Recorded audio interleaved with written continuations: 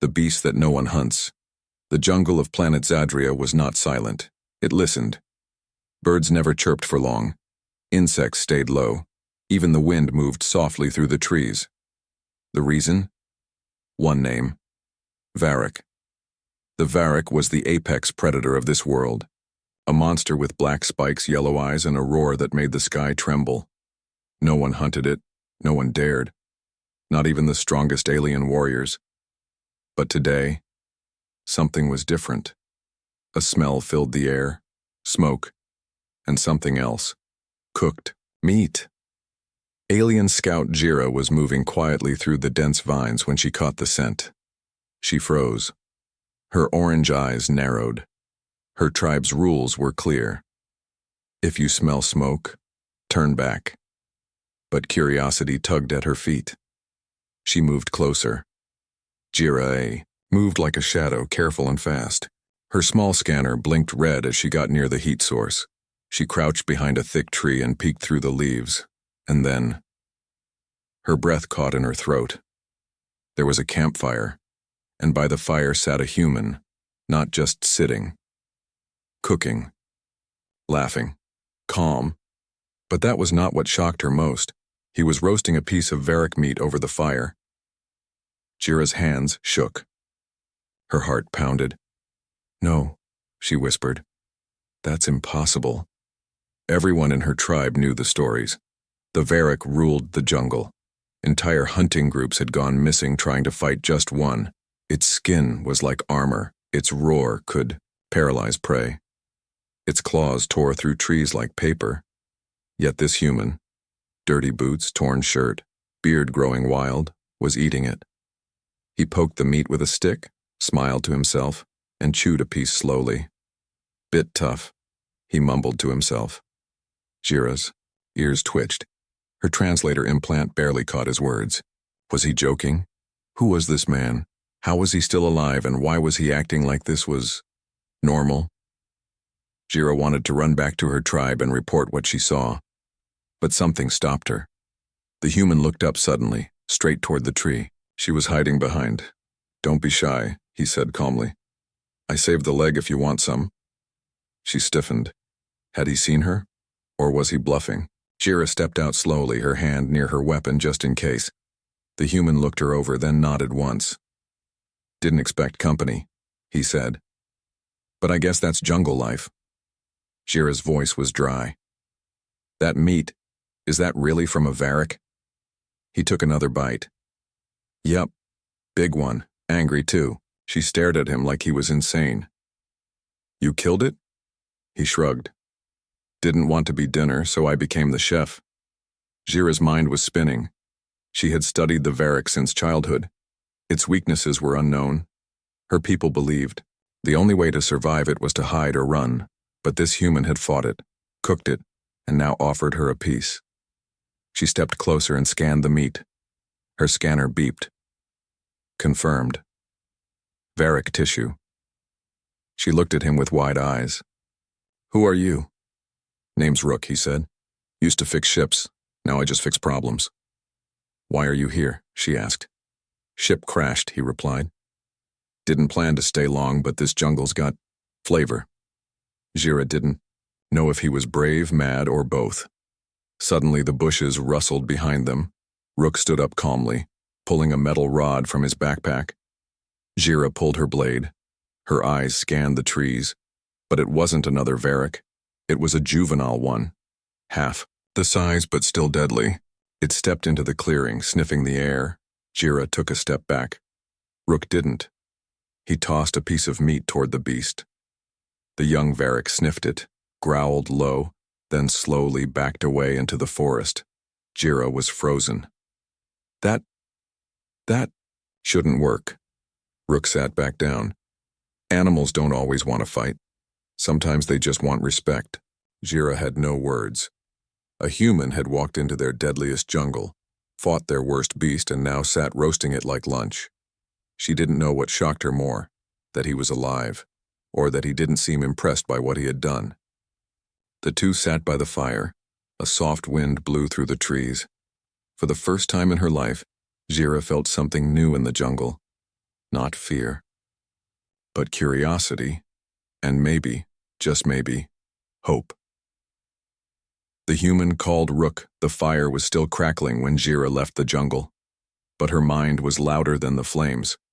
A human had cooked the most feared predator on her planet. Not just killed it, eaten it like it was nothing, like it was normal. She ran back to her village, heart pounding. In the central hall, tribal leaders sat in a circle, their eyes narrowed as Jira told them everything. Impossible, one elder snapped. No outsider could kill a Varric, another scoffed. She must be lying or dreaming. Jira held up her scanner. This is Varric tissue, fresh, from the same beast that took down our northern scouts last season. The room fell silent. One elder stood slowly. There was once a name for humans like this. Wanderers, breakers of fate. It is said they bring change. Jira frowned. Change? The elder's voice dropped. Chaos. The next morning, Jira did the unthinkable. She returned. She had to see this Rook again, not because she trusted him, but because she didn't understand him, and, deep down, she wanted to. Rook wasn't surprised when she appeared at the edge of the clearing. He was hammering something together from scrap metal, working calmly like he wasn't living in the deadliest forest on the planet. Back already? He asked, without looking up. You're still alive, she said. He grinned. Of course, I built traps last night, caught 2 venom apes and scared off a stalker bird. Busy morning. Jira blinked. You're not afraid of anything, are you? Everything scares me, Rook said, but fear's just a tool, same as a wrench or a blade. She sat down across from him cautiously. Your ship, it crashed? Yeah, Rook nodded. Orbital storm fried the system. Couldn't call for help, so I did what humans do. What's that? Survive. Jira looked around. He had built shelter from tree bark and old ship metal, made weapons from bone and wire, even had a rain collector system. Most aliens don't live more than a week out here, she said softly. I know, he replied. I buried a few who tried. She looked at him sharply. You mean you fought them? No, he said quietly. They were already dying. Starved. Poisoned. I gave them peace. Jira stared at him, this strange human who spoke of death with calm eyes. He wasn't a warrior. He was something else. Rook suddenly stood and grabbed a pair of metal goggles from his pack. Come with me, he said. Where? You want to know how I survived? He asked. Then you'll have to see it. They moved through the jungle. Rook walked confidently, avoiding danger spots without needing a scanner. He threw powder on the ground that glowed red. Poison trails. He used sound bombs to scare away large animals before they even got close. Jira followed, amazed. He wasn't fighting the jungle. He was working with it. Finally, they reached a wide pit, covered in vines. Rook pulled the vines aside to reveal bones. Huge bones. Another Varric, Jira whispered. This one died 2 weeks ago, Rook said. It attacked while I was building traps, got too close to a fire pit, got burned, ran into my spike net. I still almost didn't make it. You killed more than one? She asked, shocked. Rook didn't answer. He just stared into the pit. Jira noticed his knuckles were white, his eyes distant. You hate them? She asked. No, he said. They're not evil, just hungry. Then why do you fight them? Because I'm hungry too, he replied. They sat in silence for a while. Jira finally asked, Why not leave this planet? I will, he said. One day. Then, why are you still here? Rook looked at her and said something she never expected. Because I think I was meant to find something here, Jira frowned. Like what? He looked at her, not with fear, not with pride, but with something else. Still figuring that out, he said. As night fell, Jira returned to her tribe, but her heart stayed in the jungle. She had found something terrifying, but also something fascinating. And for the first time in her life, she was more curious than afraid. Predator becomes the hunted. The jungle was too quiet. No wind, no insects, no bird cries, nothing. Jira felt the change before she saw it. Something in the air was heavy, like a storm, but worse. She stood on a tree branch, watching Rook's camp. From a distance, he was working on a fire trap near his shelter, humming softly to himself. Calm, as always. But something was wrong. Very wrong. Suddenly, her scanner flashed red, then black. No signal. That only meant one thing. A full-grown queen. Varric was near. The Queen Varric was the mother of all monsters. Twice the size of a transport ship, stronger than tanks, smarter than hunters, and deadly loyal to her kind. Jira's mind raced. Rook had killed one of her sons. Now the jungle had sent the mother. In the tall trees, a shadow moved. Slow, careful, silent. Two golden eyes opened in the darkness. They were locked on Rook. He didn't know, or did he? Jira wanted to scream, to warn him, but her voice caught in her throat. Her fear chained her mouth shut. Then, Rook paused. His hand stopped midair. He turned his head slightly, and he smiled. "I know you're there," he said. Jira thought he was talking to her. He wasn't. The Queen Varric burst from the trees with terrifying force. Trees snapped. The ground shook. Its jaws opened wide, sharp like blades. Jira cried out, but Rook was already moving. He ran not away, but toward the beast. With a loud clap, one of his hidden traps triggered. Boom! A wall of fire erupted between him and the beast. The Varric roared and backed off, but only for a moment. It was learning, watching. Jira had never seen a human move so fast. Rook jumped over logs, activated hidden spikes, and threw a flash bomb that blinded the beast for seconds. Seconds were all he needed. He climbed onto a ledge above the creature, breathing hard. "I didn't want to fight you," he said. "But you came anyway." The Queen roared again and slammed into the cliff. It began to climb. Jira was stunned. Her people would have run. Rook didn't.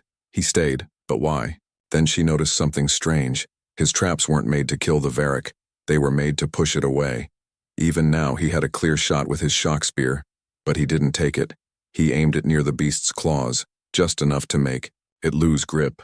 The Queen slid back to the ground and limped away, confused but alive. Rook dropped to his knees, exhausted. Jira ran to him. "You could have killed her." "I know," he panted. "But she's not my enemy." Jira stared at him. "You're insane." Rook smiled. "Maybe. Or maybe I just don't like killing things that don't need to die." That night, Jira sat by Rook's campfire in silence. She looked at him, not with fear this time, but respect. "You could have saved yourself," she said. "But you chose mercy." "She's a mother," Rook said. "Same as any creature. She was protecting what she lost." Jira asked softly. "Did you lose someone too?" Rook didn't answer right away. He just stared at the fire. Then he whispered, "Yeah, I did." For the first time in her life, Jira didn't see the human as strange or dangerous. She saw something else. Familiar pain, lonely strength, and a heart that refused to break. But far away in the village, the elders had seen enough through the hidden drones. They had watched the fight. They had seen the bond forming, and they were not pleased. One elder whispered to another, "She is falling." For the human, that must not happen.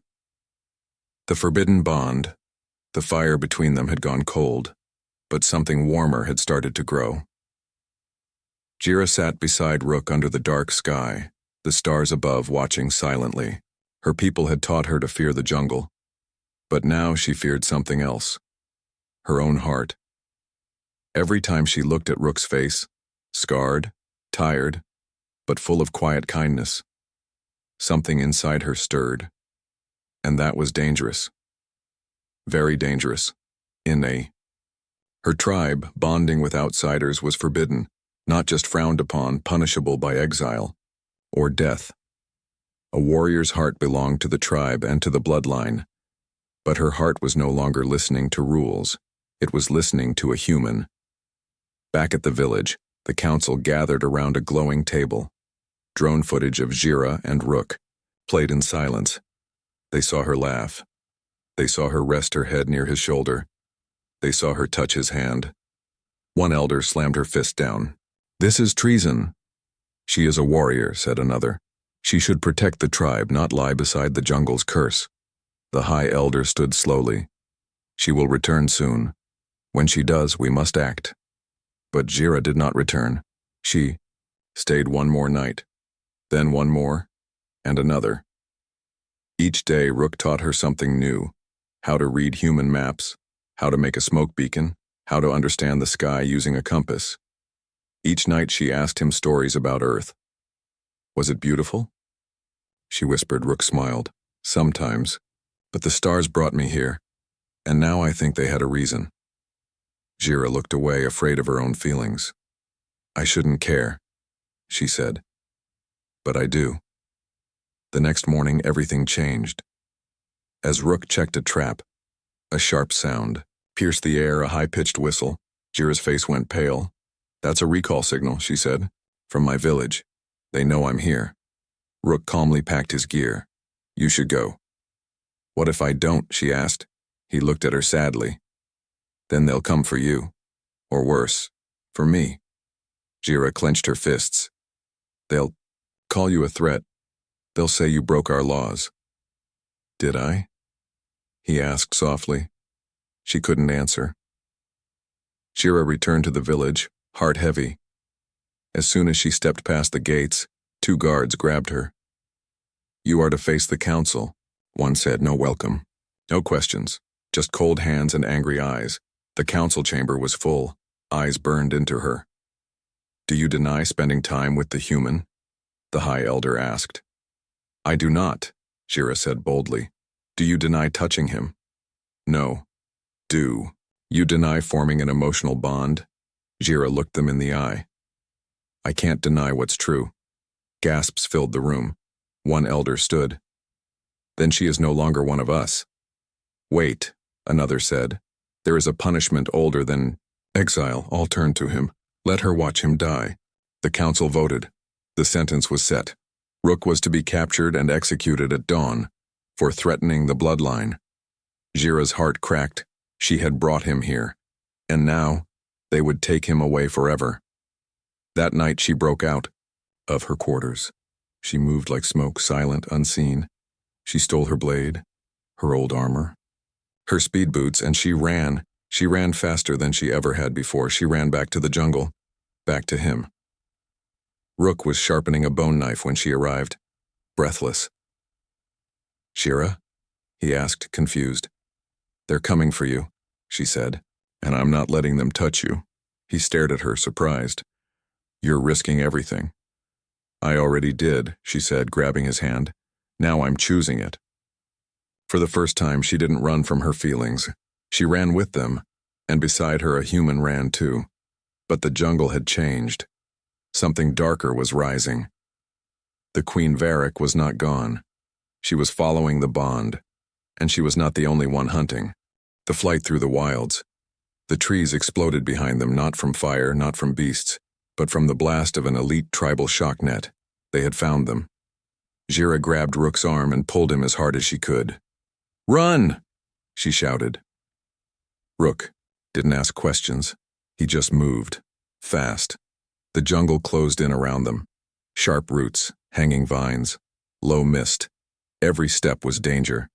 But behind them, the danger was worse. Her own people were hunting them. 4 tribal enforcers leapt from the trees, landing like shadows. Their armor shimmered with electric blue. Their orders were clear. Capture the human. Kill if he resists. Bring Jira back in chains. Rook nearly tripped over a root, but Jira caught him. "You okay?" she asked. "I'm fine," he said. "But we need to disappear." "I know where to go," she said. "The maw." Rook stopped. "Wait, the cursed jungle?" Jira nodded. Even the Varric avoid it. No one follows anyone in there. He gave a grim smile. Sounds perfect. They changed direction, heading deeper into the jungle's forbidden zone, the maw. The air grew colder, the light dimmer. Even the leaves here were black. Strange whispers filled the trees, as if the jungle was speaking an ancient language. Jira looked back once. No one followed. For now. They stopped by a small creek to rest. Rook checked a cut on his leg. Jira scanned the area with her sensor rod. It blinked weakly, confused by the energy in this place. I thought you hated this place, Rook said. I do, Jira whispered, but I hate losing you more. Rook stared at her, his voice dropped. Why are you doing this? You could have stayed safe. She looked at him, eyes fierce. Because you didn't run when the Varric came. Because you fed me when I was your enemy. Because I think the bond is real. He didn't speak for a moment. Then he reached into his bag and pulled out something strange. A charm made of human and alien metal, twisted together. I made this, he said. Thought maybe one day I'd give it to someone who made me feel like home again. Jira touched it. The charm glowed softly in her hand, and for the first time, her tribal bond mark pulsed. They kept moving, deeper into the maw. Rook showed her how to use vines as triple arms. Jira showed him which plants burned, the skin and which healed wounds. They moved like one, different blood, but the same beat. But danger returned fast. A thunderous roar echoed behind them. Not tribal warriors, not enforcers, the Queen Varric. She had followed them through the wild, not for revenge, but for the bond. Somehow she was drawn to it, hungry for it. Rook grabbed Jira's hand. We fight? No, she said. We run smarter. They raced through the black forest, reaching an old ruin, half buried under vines and dust. Strange symbols covered the stone. Rook's eyes widened. I've seen this before. On my ship's old maps. This is human-made. What? Jira asked. He touched a stone panel, and it lit up with blue light. A door opened beneath them. Without thinking, they jumped inside. Inside was darkness, silence. And then lights flickered on, revealing old metal walls and a round room with a glowing crystal in the center. An ancient voice echoed, "Welcome, human." "Welcome, bonded one." Jira stared. This place, it knows us. Rook looked at her. No, it knows the bond. As the door sealed behind them, the jungle howled outside, but inside, for the first time, they were safe. And in that silence, their bond grew stronger. Far away, the Queen Varric circled the ruin, not daring to enter, and the tribal enforcers lost the trail. Inside the forgotten place of ancient humans and alien code, something was waiting to awaken, something that would change everything, the ancient truth. The walls began to glow. Soft blue lights moved like rivers across the stone. Symbols lit up, some alien, some human. A low hum filled the air, deep and steady like the heartbeat of something ancient and still alive. Jira stood frozen. This place, it feels alive, she whispered. Rook slowly walked forward. It's not just alive, he said. It's remembering us. In the center of the underground room, the glowing crystal pulsed with light. As Rook stepped closer, the light changed, shifting from blue to gold. The crystal spoke in a voice that sounded like wind and thunder. Human signature confirmed. Bonded pair detected. Access granted. Jira gasped. Bonded pair? Rook turned toward her. It's reading us, you and me. Suddenly, the walls shifted. Panels slid open, revealing old machines, floating images, and glowing texts. One hologram lit up, a map of the planet Zadria. But it was different. Forests were smaller, oceans were larger, and in the center of it, all were humans, walking beside creatures that looked like early versions of the Varric. They lived here, Jira whispered. Long before our tribes. They didn't fight the predators, Rook said, reading the data. They bonded with them. Another image played, a memory stored in light. A human man stood beside a huge beast, resting a hand gently on its snout. The creature bowed its head and let out a peaceful sound. Then a strange alien woman, Jira's own species, stepped beside him. They held hands. Their bond marks glowed together, bright and strong. Jira touched her own wrist slowly. They were like us? Rook nodded. Maybe we're not the first. A soft chime echoed. The floor opened, revealing a deep chamber below. A staircase of light appeared, inviting them in. Without speaking, they descended. What they found changed everything. In the chamber below was a machine, a long, sleek structure of silver and crystal shaped like a cocoon. Beside it sat a journal, worn and faded. Rook picked it up. It's in Old Earth script, he said. I can read some. He scanned the first page aloud. Day 278. The bond has gone too far. It's no longer just between us and beasts. It links across minds, across species. We must shut it down before others abuse it. Jira leaned in. What does it mean? Rook flipped to the end. If this is found, then know this. The bond is not weakness. It is evolution. Use it with love, not control. Jira stepped back, breathing hard. All this time, our ancestors knew the bond. And they buried it? Maybe they feared it, Rook said. Or maybe others stole it. A memory stirred in her chest. Stories told by the elders. Warnings about mixing bloodlines of impure feelings. Now she understood. It wasn't fear of outsiders. It was fear of what love could awaken. The cocoon suddenly opened. Inside lay a skeleton. Human bones. But in its hands was something still glowing. A bracelet shaped like two hands joined together. Rook reached out, but it didn't glow for him. Jira tried next. Nothing. But when they touched it together, the bracelet lit up like a star. The chamber shook. A new voice spoke. Calmer, older. True bond confirmed. Soul synchronization active. Suddenly, Jira felt something inside her shift. A warmth. A voice that wasn't hers, but knew her. She looked at Rook and knew exactly what he was feeling. Rook's eyes widened. You feel that too? She nodded. You're inside my thoughts, and you in mine. They stood in silence, connected. No words, no lies, only truth. For the first time, human and alien were bonded completely, not just in body, but in soul. High above, the jungle roared. The Queen Varric lifted her head toward the sky and bowed, because something had returned, something the jungle itself remembered. The beast beneath the throne. The sky over Zadria turned dark, not because of clouds, because something ancient had awakened. The Queen Varric stood on a hill of bone, her glowing eyes fixed on the jungle temple below. She didn't roar. She didn't attack. She waited. Inside the temple, Jira and Rook stepped into the light of the open chamber. The bond bracelet on their joined hands still glowed, warm and alive.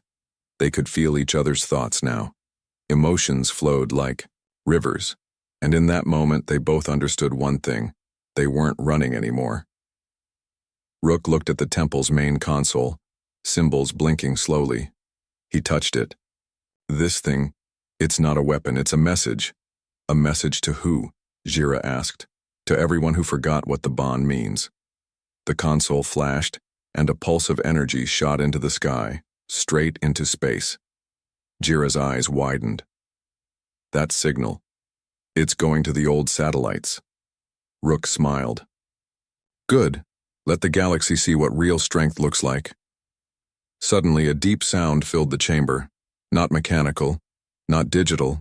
A growl, but it wasn't angry. It was a call. They walked outside, and the Queen Varric was waiting. Jira tensed.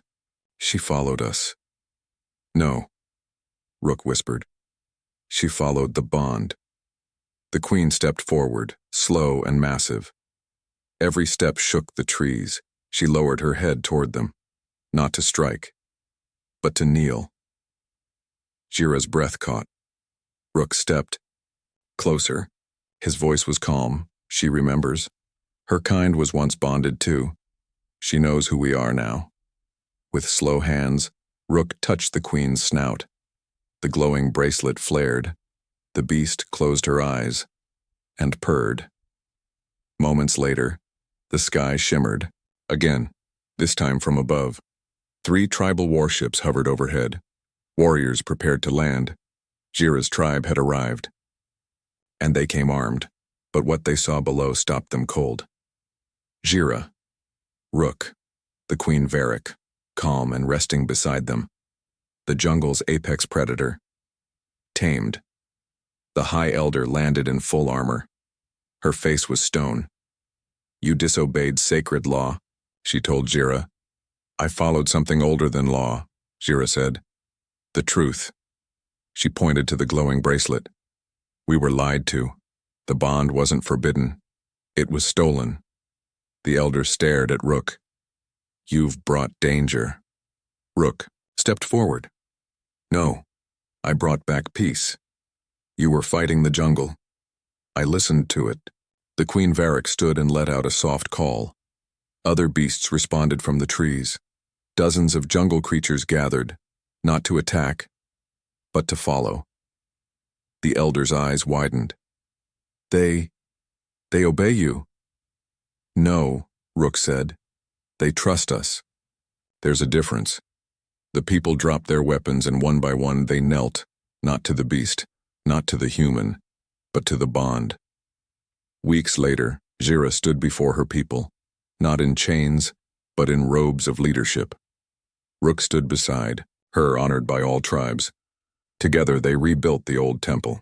It became a sanctuary, where humans and aliens, hunters and beasts could learn the old ways again. The bond was no longer a secret. It was a future. In the final scene, the Queen Varric rests beneath a stone arch. Children play nearby. Rook teaches them how to make a fire trap safely. Jira watches from above, her hand resting on her stomach. Do you think the child will be like you? She asks. Maybe. Rook grins. But I hope they're like you. She smiles, because the future was no longer something to fear, it was something to believe in.